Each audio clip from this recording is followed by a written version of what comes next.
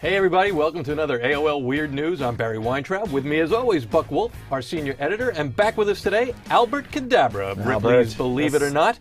Now last time you were here, Albert, we were discussing the upcoming Ripley's Unbelievable Talent Contest. Well, it happened, and you guys were both judges. Let's talk about it. It was absolutely, it was fantastic, right? Yeah. Really fun. And the inaugural Ripley's Believe It or Not Unbelievable Talent Contest, hopefully there'll be more. All the performers, I mean, we had guys from Texas, from Florida, all the way from Philly.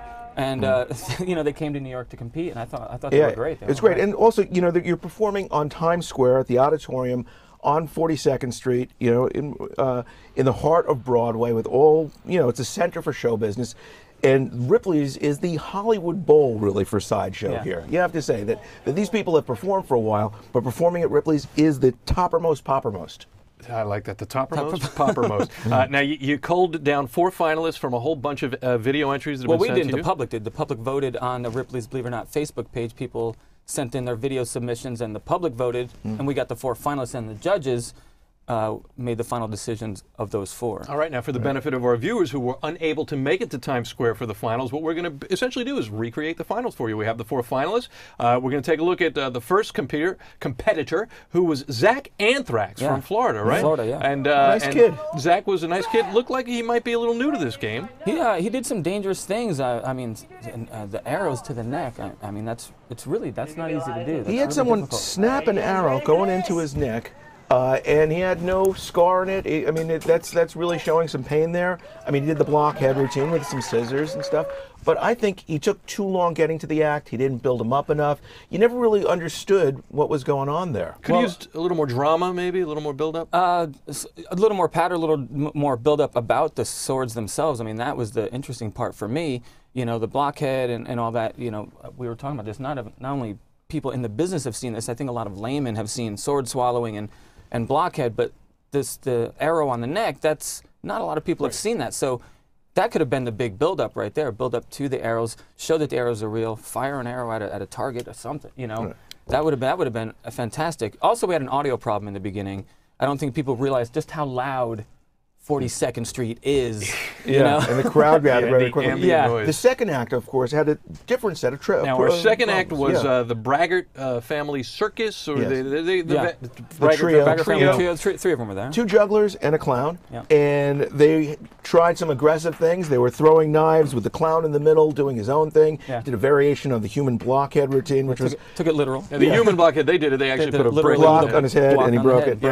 But they were dropping stuff. They were falling off the things they were balancing on. They had a lot of unintended mishaps. Yeah, I mean, this was the big show. This was the finals. You don't want to be dropping your knives. Right. Yeah. And you had some fears, right? Especially with the crowd there. The crowd is right behind them and dropping a few knives, and then now tossing knives with the crowd behind them. I was like a little nervous that someone just might be impaled. But is this why you never see a sideshow blooper reel? And you're saying it could be exciting, and you know, somebody getting knifed in Times Square, it wouldn't even make news. It's old bad.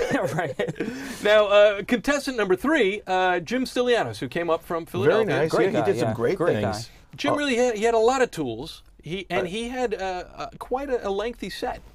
He did a couple things that were very memorable. One is, I've seen a lot of people walk on glass. I've seen people jump on glass. He put his head in a pile of glass and had a woman who must have weighed at least 100 pounds, 125 pounds, step on his head and back, and his head was mashed into a whole lot of glass. I might add, she was a bit reluctant. That's kind of hard to find in New York. I'll step on his head, you know. But she was like, you want me to step on the head with the glass? But the great thing he did at the end, you know, everyone seemed to do, you know, build up, like do all these little things, and then the last thing everyone did seemed to be the best thing. And his last thing was to take a bowling ball, an egg, and an M&M, and then juggled all those 3 and tossed up the M&M and caught the M&M in his mouth. It was impressive. I mean, it's hard to even just toss an M&M up. Think about like have the focus of juggling and tossing, hopefully, the correct one up into your mouth. Right. You know the degree of difficulty for these acts because you've been at it for so long. You've tried most of these things. You've eaten just about everything. You put out a cigar on your tongue. Everything. That's difficult. That requires a lot of talent. Exactly. And Jim's that whole bowling ball M&M thing. I thought that was great. Try just throwing a bowling ball up Yeah, and I thought that was catching it. I thought that was great. phenomenal. Yeah. Jim had a lot of tools, and it was a great set. Now the closing act, the fourth act, was Lucky the Painproof Man. From Pittsburgh. Yeah, he came dressed to the nines. He had the whole Lucky the Painproof Man. He had an old-fashioned strongman outfit on. He had the mustache. He had the beard. He also had a very tight bathing suit on that nearly didn't fit him. When he bent over a couple times, there were some parts of his act that I don't think he intended to show. We saw a little bit of the non-painproof part of the Painproof Man. Yeah, I'll admit that there's an image burned in my mind that is painful. And, yeah, there was almost a Janet Jackson situation there. But wardrobe malfunctioning aside, he did some things I'd never seen. Things that you'd seen before, the climbing on the swords. Yeah. The sword ladder is a part of the tradition of sideshow as well. It's just not easy to carry around, so you don't see people doing it